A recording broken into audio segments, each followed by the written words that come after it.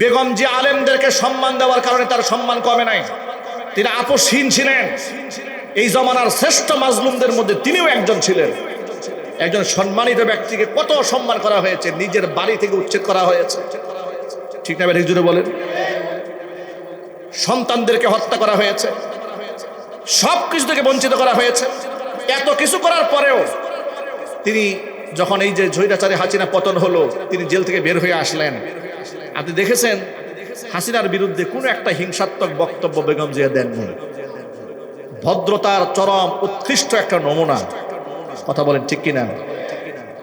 আর যদি আমি একটা মাহফিলে বলেছিলাম, এই কাজটা যদি খালেদা জিয়া হাসিনার সাথে করত, আর খালেদা জিয়ার পতন হইতো, হাসিনা যদি এই সুযোগটা পেত, তাহলে হিংসাত্মক বক্তব্য কাকে বলে, কত প্রকার এবং কি কি, তার বক্তব্যের যন্ত্রণায় এই দেশের মানুষ দেশ ছেড়ে পালাই যেত, ঠিক না ঠিক? এই নাদান মহিলা কি বলে শোনেন। এই যে কয়েকদিন আগে ভূমিকম্প হয়ে গেল, সে বলে আমার বিরুদ্ধে ফাঁসির রায়টাও হলো, আর আল্লাহর কি খেলা, দেশে ভূমিকম্পটা হইল। আচ্ছা, এর কোনো আত্মীয় স্বজন নাই এই লোকটার চিকিৎসা করার জন্য? কথা ঠিক না ঠিক যদি বলেন? সে বলে আমার ফাঁসির রায় হলো আর দেশে ভূমিকম্পটা হলো, আল্লাহর কি খেলা। কবে যেন বলে ফেলে আমারে ফাঁসি দিলে কিয়ামত কায়েম হবে। বিশ্বাস নাই তো মহিলাকে দিয়ে। আমি শুধুমাত্র এখান থেকে একটা মেসেজ দিতে চাই আপনাদেরকে। ক্ষুধাদ্রোহিতার পথ বেছে নিয়েছিল ভণ্ড স্বৈরাচারী শেখ হাসিনা। আলেমদের বিরুদ্ধাচরণ করেছে, নাস্তিকদেরকে মাথায় তুলে নিয়েছে, আর আলেমদেরকে মিথ্যা মামলা দিয়ে কারাগারে ঢুকিয়েছে। আলেমদের পায়ের মধ্যে ডান্ডা বেরি পড়িয়েছে, ডান্ডা বেরির আঘাতে আলেমদের পা ফেটে রক্ত বের হয়েছে। এরপরে ডান্ডা বেরি খোলা হয় নাই। হক্কানে আলেম ওলামাদের সাথে বেয়াদবি করার কারণে এই অহংকারী দাম্ভিক জালেমের যে পতন হয়েছে, গোটা জাতির মালউন, গোটা জাতির পক্ষ থেকে সে লানত হয়েছে, আজও হচ্ছে, হতে থাকবে কিয়ামত পর্যন্ত। কথা ঠিক না ঠিক? আমি এখান থেকে গোটা জাতিকে বলতে চাই, সুতরাং মির্জা ফখরুল ইসলাম আলমগীর সাহেব, আপনি তাওহীদি জনতাকে আঘাত করে হাসিনার পথে পা বাড়ায়েন না। হাসিনা থেকে শিক্ষা গ্রহণ করুন। আপনি আপনার নেতার আদর্শ মানেন, আল্লাহর উপর বিশ্বাস করেন, আলেমদের পক্ষ অবলম্বন করেন। আলেমদেরকে উগ্র মৌলবাদ ধর্মান্ধ বলে গালমন্দ করবেন না। যদি করেন, হাসিনার সাথে জাতি যে আচরণ করেছে আপনার সাথেও জাতি সে আচরণ করতে বাধ্য হবে। আমার যুবক ভাইয়েরা, আমাদের ভালোবাসা হবে আল্লাহর জন্য। কাউকে যদি আমরা শত্রু বানাই, সেটাও হবে আল্লাহর জন্য। নবী করিম সাল্লাল্লাহু আলাইহি ওয়াসাল্লাম বলেছেন, আবু হুরায়রা রাদিয়াল্লাহু তাআলা আনহু হাদিসের রাবী, তিনি বলেছেন, সাবাতুন ইউযিল্লুহুমুল্লাহু ফি যিল্লিহি ইয়াওমা লা যিল্লা ইল্লা যিল্লু। কিয়ামতের দিন আল্লাহ তাআলার আরশের ছায়া ছাড়া যেদিন আর কোনো ছায়া থাকবে না, মহান আল্লাহ তাআলা 60 শ্রেণীর মানুষকে তার আরশের ছায়াতলে স্থান দেবেন। এর মধ্যে এক নাম্বার ইমামুন আদিলুন, ন্যায়পরায়ণ শাসক যে হবে, আল্লাহ পাক তাকে আরশের ছায়াতলে স্থান দিবে। 2 নাম্বার ওয়াশাবুন নাশাআ ফি ইবাদাতিল্লাহ, ওই যুবক যেই যুবক তার যৌবনকাল আল্লাহর বন্দেগীতে কাটায়। 3 নাম্বার রাজুলুন কলবুহু মুআল্লাকুন ফিল মাসাজিদ, ওই ব্যক্তি যার অন্তর আল্লাহর ঘর মসজিদের সাথে ঝুলে থাকে। 4 নাম্বার ওয়ারাজুলানি তাহাব্বা ফিল্লাহি ইজতামা আলাইহি ওয়া তাফাররাকা আলাইহি, এমন 2 ব্যক্তি একে অপরকে ভালোবাসে আল্লাহর জন্য, বিচ্ছিন্ন হয়ে যায় আল্লাহর জন্য।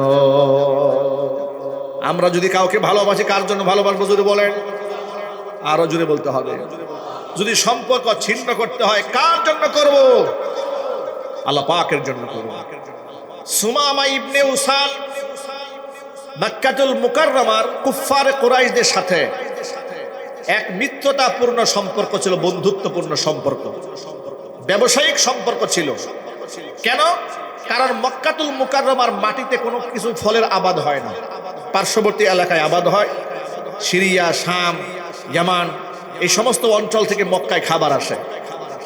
তো সেই সুবাদে মক্কাতুল মুকাররমায় যে খাবার ঢুকে, একটা এলাকা দিয়ে ঢুকে, ওই এলাকার নাম হচ্ছে বনু হানিফা গোত্র।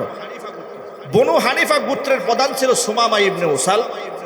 যেহেতু মক্কার কুফফারে কুরাইশদের সাথে তার একটা সুসম্পর্ক, সেই সূত্র ধরে নবী করিম সাল্লাল্লাহু আলাইহি ওয়াসাল্লামের জানে দুশমন ছিল এই লোকটা। আল্লাহর নবীকে হত্যা করার ষড়যন্ত্র করেছে। নাউজুবিল্লাহ পড়েন।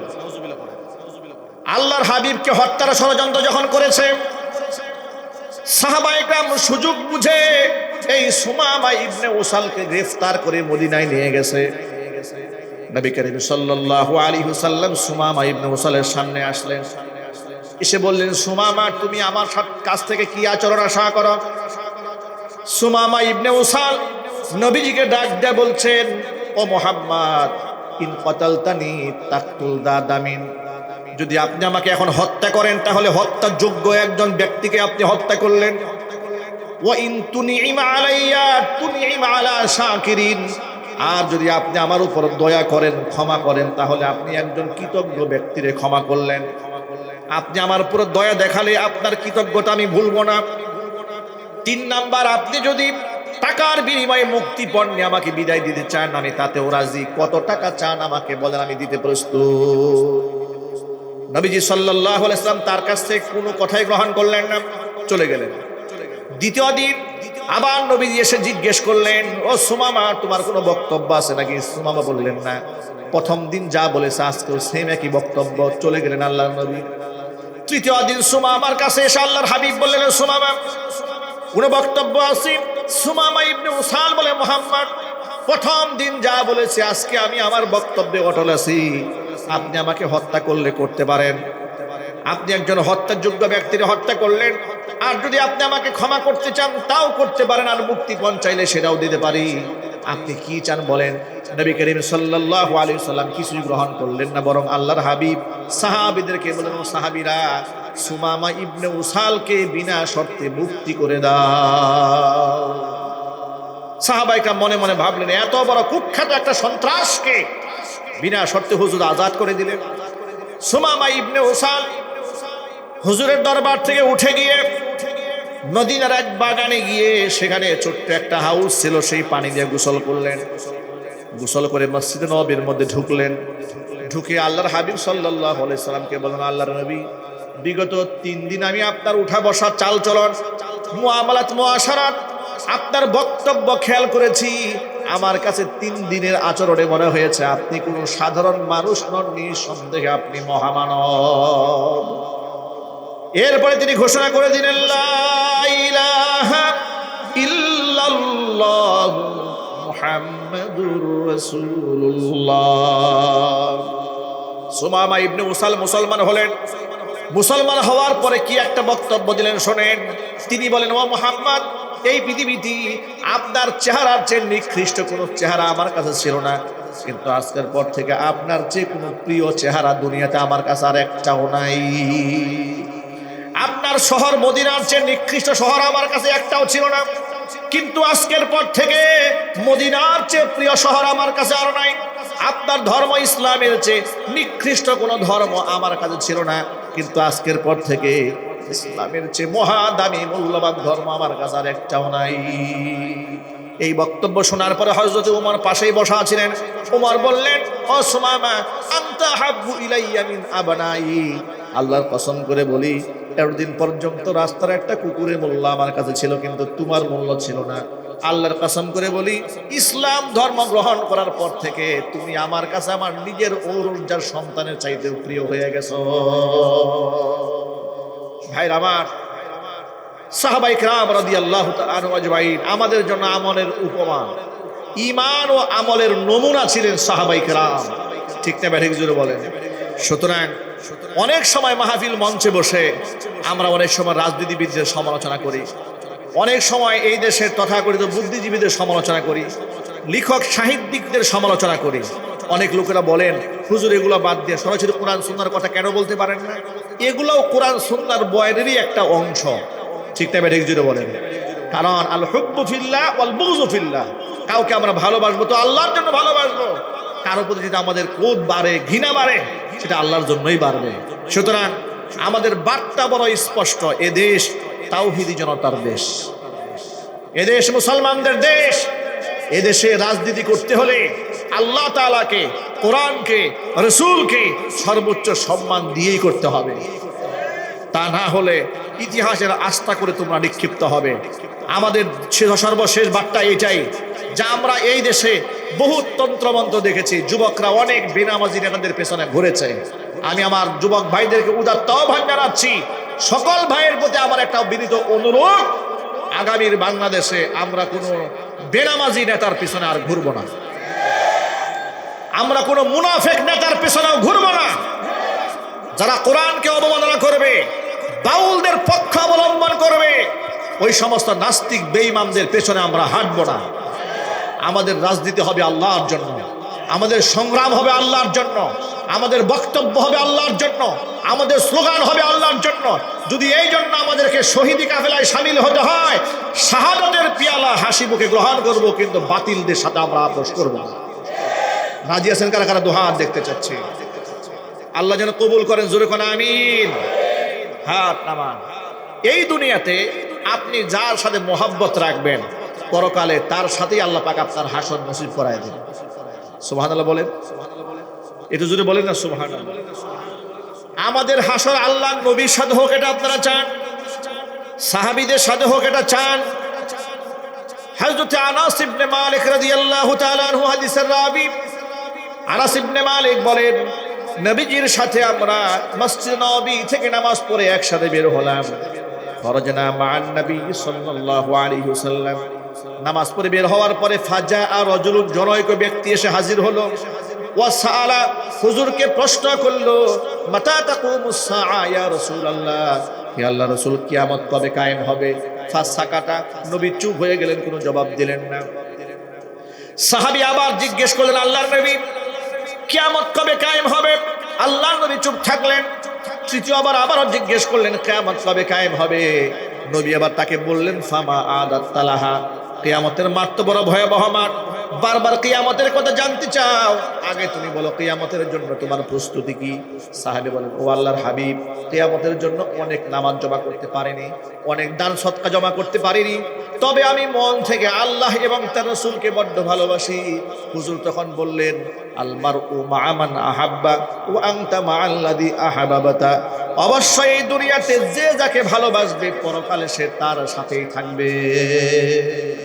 ওয়া আনতা মাআল্লাযী আহাবাবাতা, তুমি যাকে ভালোবেসেছো তার সাথেই তোমার হাসর নসিব হবে। আনাস ইবনে মালিক বলেন, আমি আমার জীবদ্দশায় রাসূলের সাহাবীদেরকে এত খুশি কোনোদিন হতে দেখিনি। এই কথাটা হুজুর বলার পরে সাহাবায়ে কেরাম যত আনন্দিত হয়েছেন, কারণ সাহাবায়ে কেরাম বুঝে ফেলেছেন, হুজুর বলেছেন যাকে আমি মুহাব্বত করব তার সাথে হাসর হবে। আমরা তো আমাদের জীবনের চাইতে আল্লাহ রাসূলকে বেশি ভালোবাসি, তো নিঃসন্দেহে আমাদের হাসর রাসূলের সাথে হবে। আমরা কি আমাদের নেতাদের চাইতে রাসূলকে কম ভালোবাসবো? যদি বলেন না ভাই, কম ভালোবাসবো? আমার আল্লাহকে কি নেতাদের চাইতে কম ভালোবাসবো? নেতার অপমানে আপনারা হাইকোর্টে রিট করতে যান, কি বলেন? বাস্তবতা আছে না? নেত্রীর অপমানিত হলে আপনারা ফেসবুক গরম করে ফেলেন, আমার নেতা আমার আদর্শ, আমার নেতার চরিত্র ফুলের মতো পবিত্র, নামাজ পড়া নাই 1 ওয়াক্ত, নেশা করে 5 ওয়াক্ত, নাইট ক্লাবে যায় 10 ওয়াক্ত, ঠিক নেবে ঠিক?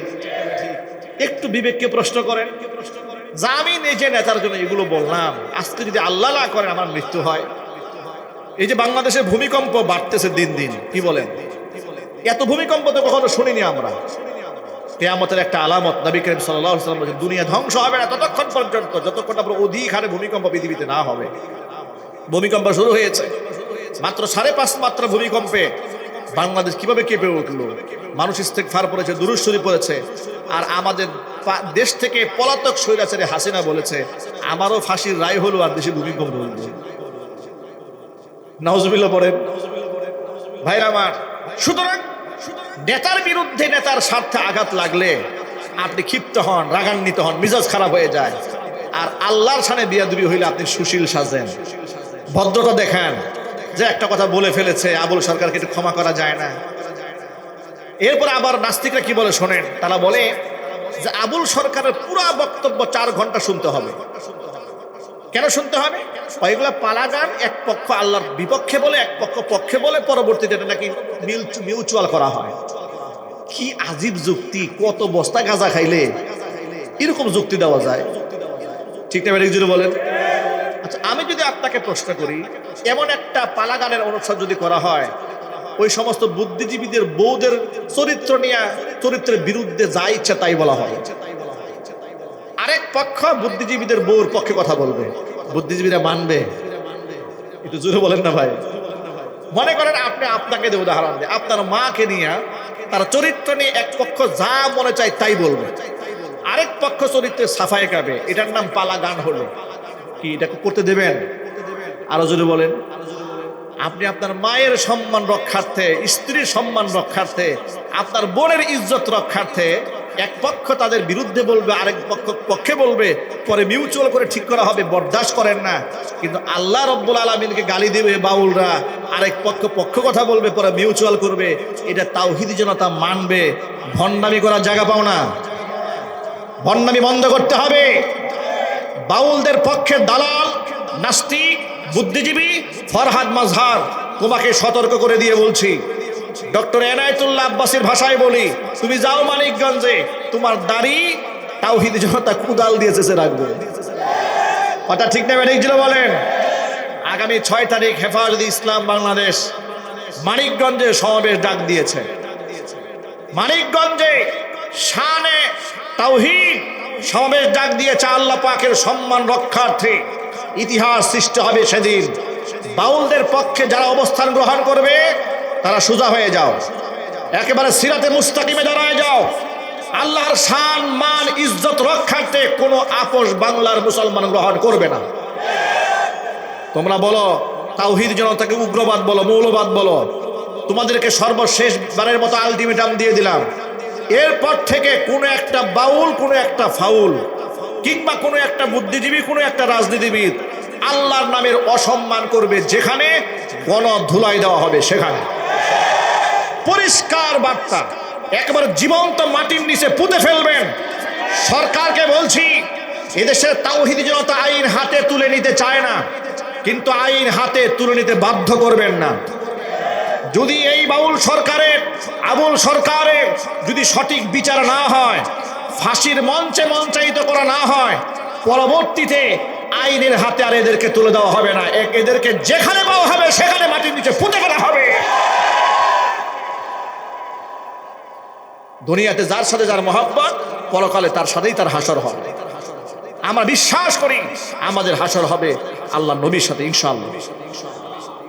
যুবক ভাইয়েরা, গভীর রাতে কয়েকটা ইমানের কথাবার্তা বললাম, কয়েকটা আমলের কথা বললাম। আমরা মুসলমান, আমাদের আইডেন্টিটি, আমাদের জাতিসত্তা হচ্ছে নামাজ। আমরা সারা রাত ওয়াজ শুনি, আমরা নামাজ পড়ি না। আমরা সারা রাত ওয়াজ শুনি, আমাদের ঘরের বউরে পর্দা করাই না। আমরা সারা রাত ওয়াজ শুনি, কিন্তু আমরা মিথ্যা কথা বাদ দিই না। তাহলে এই ওয়াজে আমাদের কি ফায়দা হবে? নবী করিম সাল্লাল্লাহু আলাইহি সাল্লাম বললেন, আলা উনাব্বিউকুম বিআকবারিল কাবাইর। ও সাহাবীরা, কবিরা গুনার মধ্যে নিকৃষ্ট কিছু কবিরা গুনাহ আছে, তোমাদেরকে বলে দেব না? সাহাবায়ে কেরাম বলে, নিশ্চয়ই বলে দেবেন। হুজুর বলেন, শোনো, আকবারুল কাবাইরি সালাসা, কবিরা গুনাহ 3টা। কবিরা গুনার মধ্যে মারাত্মক কবিরা গুনাহ যেগুলা, এগুলা হচ্ছে 3টি। 1 নাম্বার আল ইশরাকু বিল্লাহ, মহান আল্লাহর সাথে শরীক স্থাপন করা। 2 নাম্বার হুকুকুল ওয়ালিদাইন, পিতা মাতার নাফরমানি করা। 3 নাম্বার কাউলুজ জুর ও শাহাদাতুজ জুর, মিথ্যা কথা বলা অথবা মিথ্যা সাক্ষ্য দেওয়া। 1 নাম্বার হচ্ছে আল্লাহর সাথে শরীক স্থাপন করা। 2 নাম্বার হচ্ছে পিতা মাতার নাফরমানি করা। 3 নাম্বার কাউলুজ জুর ও শাহাদাতুজ জুর, মিথ্যা কথা বলা, মিথ্যা সাক্ষ্য দেওয়া। এই মিথ্যা কথাটা আমরা এত মজা করে বলি, এটাই কোনো গুনাহ মনে করা হয় না বর্তমানে। ঠিক না? ঠিক জুড়ে বলেন। মানে হাসির ছলে মানুষ মিথ্যা কথা বলছে, দুষ্টুমি করে মিথ্যা কথা বলছে, মানে মিথ্যা কথাটাকে অভ্যাসে পরিণত করেছে। কারণে অকারণে মানুষ মিথ্যা কথা বলে। একটা সময় ছিল, আমরাও দেখেছি 90-এর দশকে, আমরা ছোট ছিলাম, লোকেরা মিথ্যা কথা বললে নিজেকে একটু অপরাধী মনে করতো, যে একটা ভুলে একটা মিথ্যা কথা বলে ফেললাম, কাজটা কেমন হলো। আর এখন মিথ্যা কথা বলতে বলতে, বিশেষ করে মোবাইল ফোন আবিষ্কার হওয়ার পরে, এটা তো মিথ্যা আদান প্রদানের একটা হাতিয়ার হয়ে গেছে। ঠিক না? ঠিক জোরে বলেন। মিথ্যা বলার বড় একটা মাধ্যম হয়ে গেছে মোবাইল ফোন। আল্লাহ তাআলা যেন আমাদের মিথ্যা বলা থেকে জবানকে হেফাজত করেন। কাউলুজ জুর ও শাহাদাত, মিথ্যা সাক্ষী আমরা কেউ দেব না, বলেন ইনশাআল্লাহ।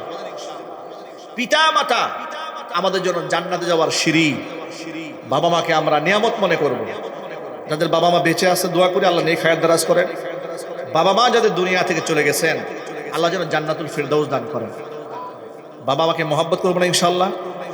মাকে মহব্বত করবো তো ইনশাল্লাহ? মাকে ভালোবেসে এই পৃথিবীতে হয়েছে যারা আজ ধন্য, পৃথিবীর সব সুখ আল্লাহর সন্তোষ শুধু তারই জন্য, পৃথিবীর সব সুখ আল্লাহর সন্তোষ শুধু তারই জন্য। মাকে ভালোবেসে বাইজিদ বুস্তামি খোদার হলো কত প্রিয়, সে যে মার ভালোবাসা দুয়ার কারণে জেনে নিও।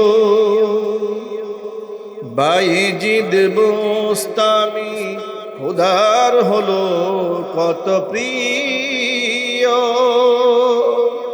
সে যে মার ভালোবাসা দুয়ার কারণে জেনে নিও। মার ভালোবাসা পেলে খোদার রহম মেলে, মার ভালোবাসা পেলে খোদার রহম মেলে, হবে তুমি জগৎ অনন্য, পৃথিবীর সব সুখ আল্লাহর সন্তোষ শুধু তারই জন্য। মাকে ভালোবেসে এই পৃথিবীতে হয়েছে যারা আজ ধন্য, পৃথিবীর সব সুখ আল্লাহর সন্তোষ শুধু তারই জন্য, পৃথিবীর সব সুখ আল্লাহর সন্তোষ শুধু তারই জন্য। মহান আল্লাহ তাআলা আমাদের মায়েদের নেক হায়াত দারাজ করেন, বাবাদের নেক হায়াত দারাজ করেন। আল্লাহ রাব্বুল আলামিন যে কথাগুলো আপনাদের সামনে এতক্ষণ পর্যন্ত উপস্থাপন করেছি, সবার আগে আল্লাহ তাআলা আমাকে আমল করার তৌফিক দান করেন, আমার ভাইদেরকে আমল করার তৌফিক দান করেন। দুরূদ শরীফ পড়েন। আল্লাহুম্মা সাল্লি আলা মুহাম্মাদিন ওয়া আলা